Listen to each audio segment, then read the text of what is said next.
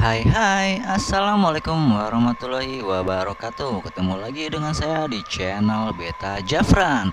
Dan kali ini kita akan membahas tentang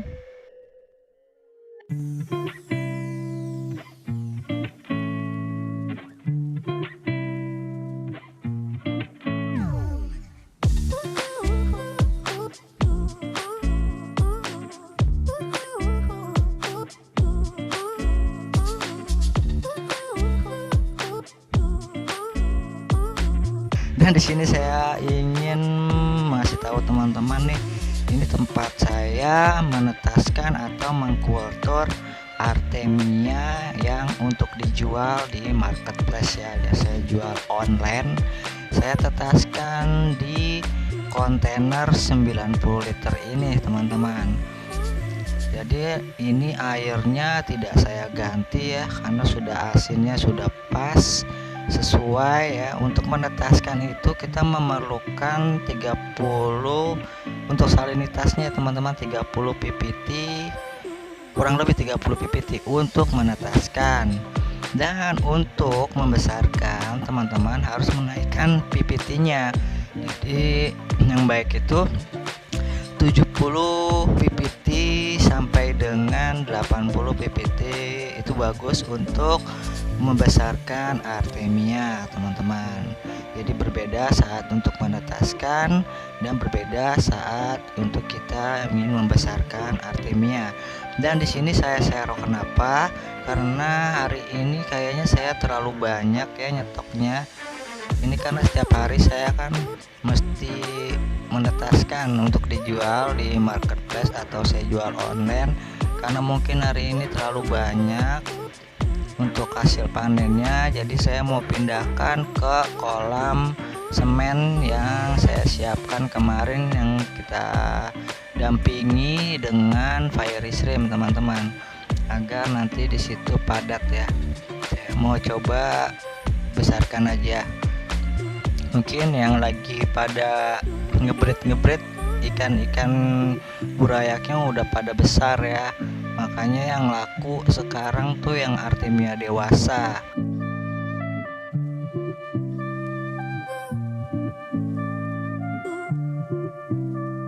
Saya coba untuk stok lebih banyak untuk Artemia dewasa dan membutuhkan waktu 45 hari untuk membesarkan Artemia yang baru menetas ini sampai dengan dewasa teman-teman.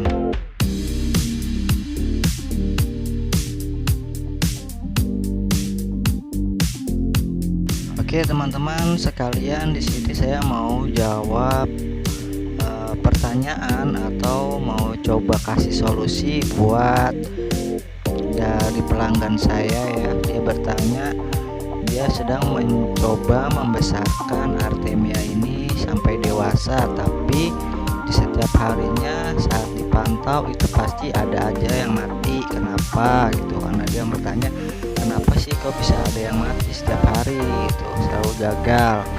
Nah kalau gagal itu biasanya dari air ya teman-teman, karena tidak sesuai ppt yang diharapkan, yang dimau dari si Artemianya ini.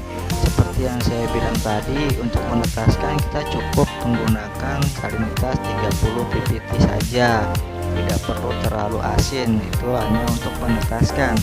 Tapi karena di sini Artemia adalah lingkungannya itu di air laut teman-teman ya, di pinggir-pinggiran laut, dia itu asinnya harus benar-benar asin. Jadi untuk membesarkannya itu semakin asin airnya akan semakin bagus untuk perkembangan dari si Artemia ini. Semoga jawaban saya ini dapat membantu teman-teman yang sedang mencoba membesarkan Artemianya ya di rumah. Nah sekarang kita coba, mau saya masukin lagi nih, mau saya tambahin ke kolam semen saya nih untuk Artemianya, karena di sini Artemianya juga masih ada cangkangnya ya. Jadi kita perlu bersihkan dulu seperti biasa.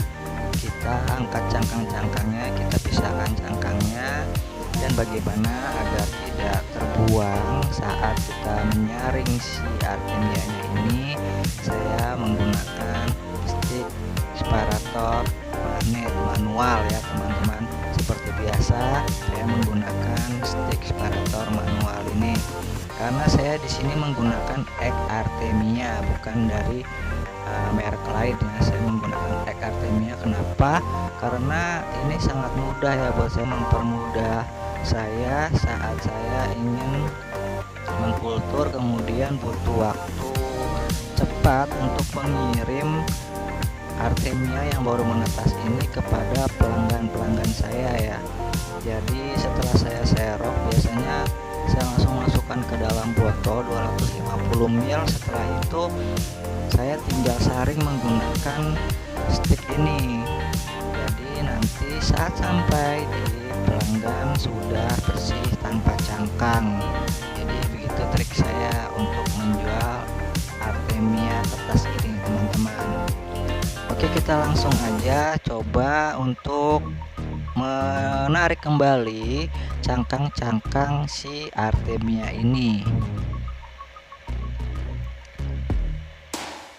Karena kita perlu untuk menyaring cangkang ini teman-teman, agar tidak termakan oleh burayak ya.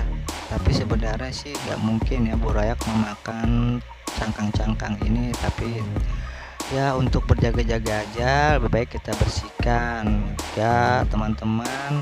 Menetaskan atau mengkultur egg artemia ini sebagai pakan burayaknya. Nah, ini cara saya membersihkan cangkangnya teman-teman. Jadi dengan cara ini cangkang akan tertarik ke stick magnet ini.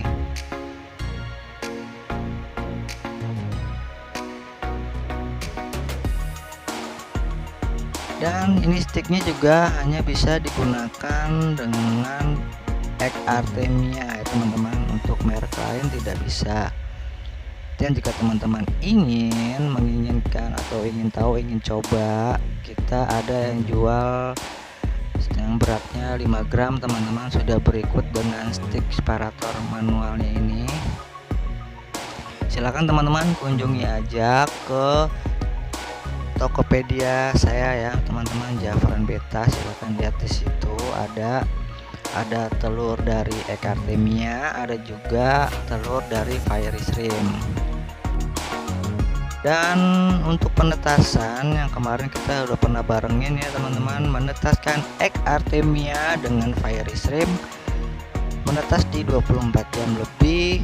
Untuk bentuk si fiery shrimp lebih kecil dari egg artemia ini teman-teman.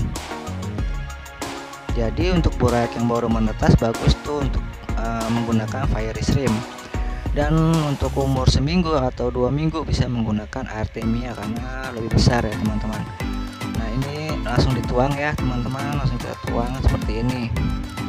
Membudidaya artemia dewasa ini nanti kita bisa memanen telurnya juga teman-teman, yang akan menempel pada dinding-dinding atau di pinggir-pinggir kolam ya teman-teman.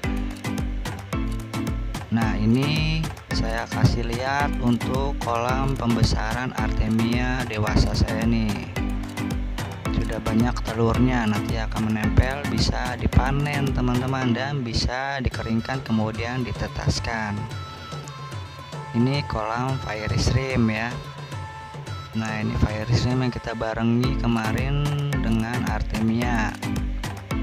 Sekarang sudah lumayan besar ya usianya, sudah 4 hari, padat, dan ini adalah artemianya juga.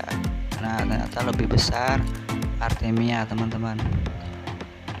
Nah, di atas ini juga saya coba membesarkan kembali untuk artemia agar dewasa. Lagi banyak orderan sih teman-teman untuk artemia dewasanya ya. Jadi saya butuh untuk membudidayakannya lebih banyak. Nah, kalau ini adalah kolam terpal, isinya fiery shrimp usia 1 minggu teman-teman. sudah lumayan besar, dan ini besarnya sudah melebihi dari Artemia usia 45 hari. Jadi untuk awalnya kalah besar si Fiery Shrimp ini, tapi untuk akhirnya lebih pesat perkembangannya Fiery Shrimp dibandingkan egg Artemia. Nah, saya memberi makan menggunakan Spiruganic ini, teman-teman. Jadi di sini rahasianya untuk memperbanyak dari pakan-pakan yang saya kultur di rumah.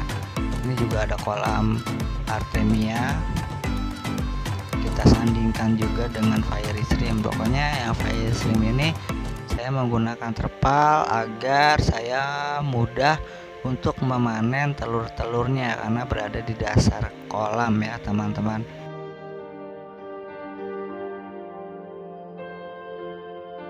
Nah, ini saya coba kasih makan ya, teman-teman sekalian. Saya mengasih makannya itu menggunakan Spiruganic. Spiruganic ini tidak langsung digunakan ya, teman-teman, harus dicampur menggunakan air dulu, air bersih. Karena di sini kolam saya ada banyak, jadi saya agak banyak naruhnya. Harusnya sih dari 1 liter air, teman-teman, cukup menggunakan 1 tutup botolnya aja.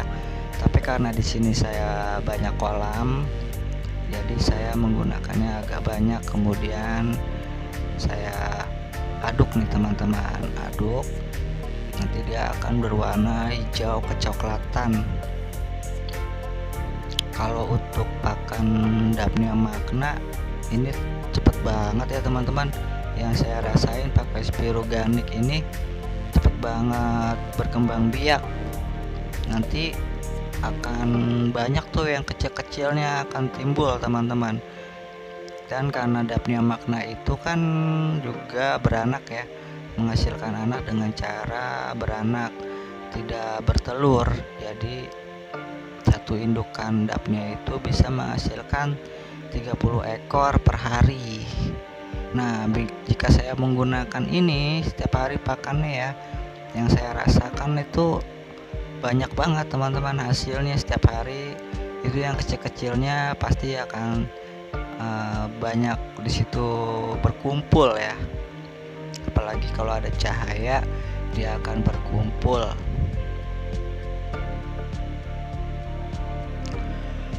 Oke, teman-teman, di sini saya menggunakan Spiruganic untuk pakan-pakan dari Fiery Shrimp, Artemia, Daphnia magna.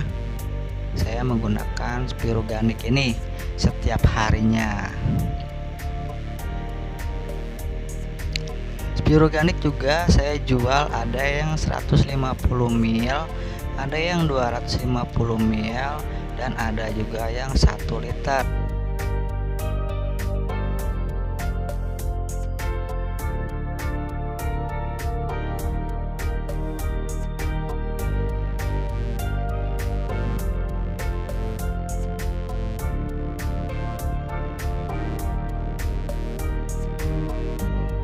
Baiklah, teman-teman, sampai di sini dulu video saya kali ini. Kita akan terus update untuk perkembangan dari pakan-pakan hidup yang saya budidayakan di dalam rumah ya, teman-teman. Semoga channel ini membantu dan bisa menambah wawasan teman-teman dalam membudidaya pakan hidup di rumah. Wassalamualaikum warahmatullahi wabarakatuh.